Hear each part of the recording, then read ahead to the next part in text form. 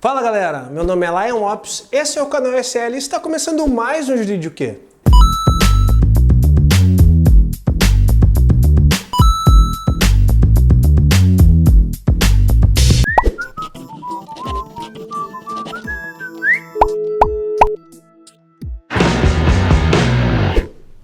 E o nosso assunto de hoje vai ser algo bem novo aqui para o canal, que a gente ainda não tinha falado sobre nada desse assunto, mas talvez daqui para frente a gente comece a falar um pouco, que é sobre legislação trabalhista.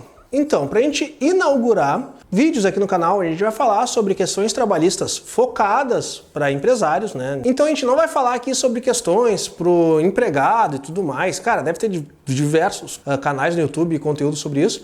A gente vai focar aqui na legislação trabalhista pro empregador, beleza? E como a gente trabalha com diversas empresas de tecnologia, startups e por aí vai, algo que eles sempre pedem ajuda e existe bastante dúvida é sobre o teletrabalho, que também vocês podem estar ouvindo falar de trabalho em home office ou trabalho em coworking. Então, como que funciona isso? Então, a prática ela vem crescendo bastante dos últimos anos para cá, né? Vem se tornando cada vez mais inerente com as empresas de tecnologia, onde os empregadores eles não dão tanta importância na comunicação física com os seus empregados. Então, o mecanismo de home office, o mecanismo de teletrabalho, propriamente dito, tem ganhado muito mais empresas que estão aderindo a esse tipo de procedimento. Mas é importante destacar que esse procedimento de teletrabalho ele não é igual ao trabalho executado diretamente na sede da empresa. Então cabe a gente começar a falar quais são alguns dos benefícios que a empresa vai ter implementando o teletrabalho dentro da sua organização. Então, um primeiro benefício muito claro é uma redução no custo de estrutura, né, da sua organização. Então, tu não precisa ter uma sede para ter 500 pessoas, se tu ter parte dos seus funcionários que vão estar em regime de teletrabalho.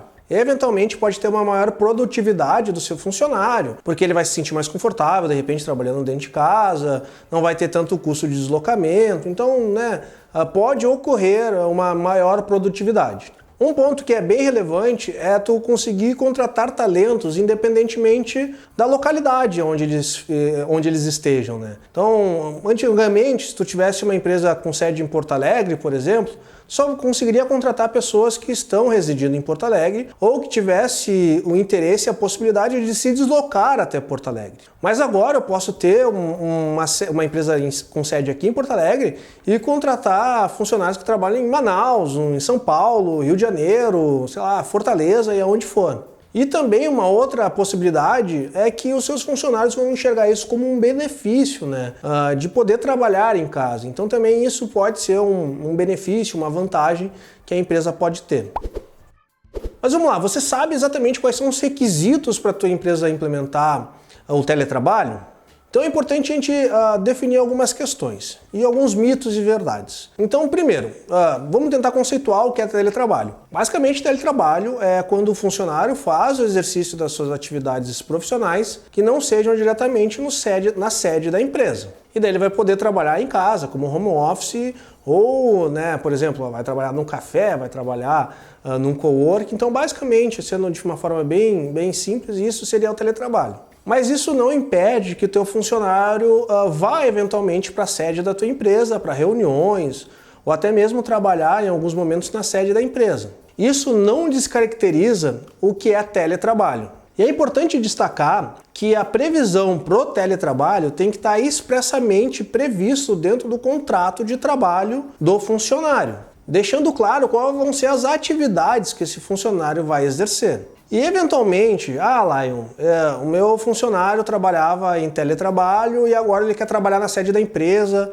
ou eu quero que ele comece a trabalhar na sede da empresa, o que eu faço? Então tu pode fazer essa alteração, mas tu tem que cumprir um aviso prévio mínimo para que o funcionário consiga, né, se adequar e se organizar para isso, né? Esse aviso prévio mínimo é de pelo menos 15 dias, que ele tem que o empregador tem que dar para o funcionário para ele conseguir se organizar e começar a ir para a sede da empresa.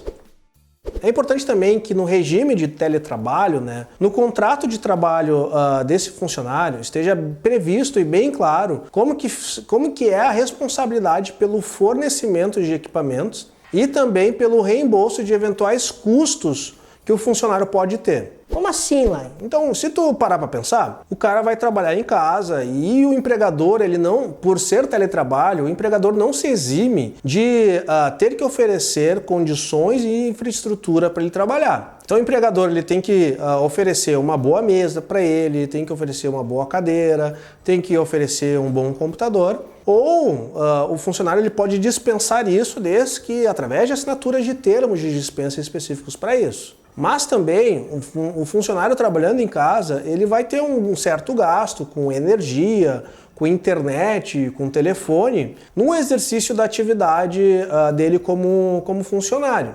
E daí a empresa ela é obrigada a fazer o ressarcimento desses valores, o reembolso desses valores. E tudo isso tem que estar muito bem delimitado, escrito e organizado dentro do contrato de trabalho. Mas é importante destacar que esses valores que a empresa vai pagar para manutenção de infraestrutura, de custos que o funcionário pode ter, não irão integrar a remuneração, desse funcionário. Então não vai haver os reflexos sobre isso.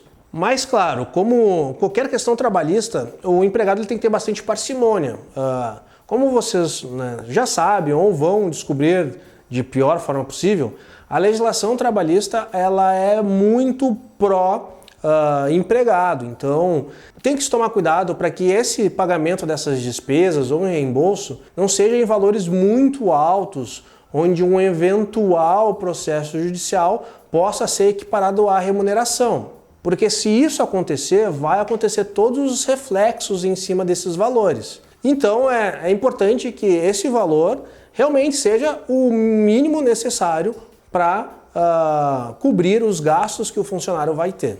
E uma grande modificação que trouxe a reforma trabalhista envolvendo essa questão de teletrabalho é que o funcionário que está sob o regime de teletrabalho, home office e tudo mais, ele não precisa bater ponto. Então ele não está submisso a um regime de controle de horas ou jornada. Então basicamente, quem é o funcionário que está sob teletrabalho, ele não tem a obrigação de bater ponto, seja de forma eletrônica, ou seria muito difícil de ser uma forma física dentro da casa do cara. Então ele não está submisso ao regime de jornada. Então o empregador não tem que se preocupar sobre isso, porque seria, na prática, inviável o empregador ficar controlando em que momento que o empregado está trabalhando dentro da sua casa. Então ele está dentro das exceções previstas na CLT, lá no artigo 62. E por fim, pessoal, é importante que na prática a gente percebeu que o contrato que faz essas previsões de teletrabalho, ele tem algumas especificações e algumas questões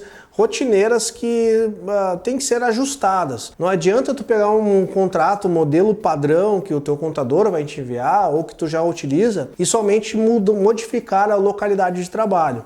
Então, além desses pontos que eu falei, tem algumas outras disposições que são importantes ser ajustados, tá? Então, é possível, é muito legal, a gente tem feito isso em bastantes empresas que são nossos clientes, mas tem que ter esse cuidado aí para não criar um passivo trabalhista para a empresa e também um desconforto para o funcionário se isso estiver mal estabelecido. Então o meu conselho é procure um advogado de vocês de confiança para trabalhar bem nos contratos de trabalho, onde vai estar sobre regime ou modalidade de teletrabalho, beleza? Então tá, pessoal, esse foi mais um vídeo aqui do canal SL. Não se esqueça de curtir esse vídeo, se inscreva no canal. Bernardo, bota bem grande aqui, se inscreva no canal, porque tem muita gente que assiste nossos vídeos, mas não se inscreve no canal. Nos siga lá no nosso Instagram, que a gente fala um pouco da nossa rotina, mostra aqui um pouquinho de como a gente trabalha. E também acesse lá o Startup Life, que é o nosso portal de notícias e conteúdos para startup. Então lá tem artigos, vídeos, notícias, colunas, então é bem bacana. Beleza, pessoal? Nos vemos na próxima. Tchau!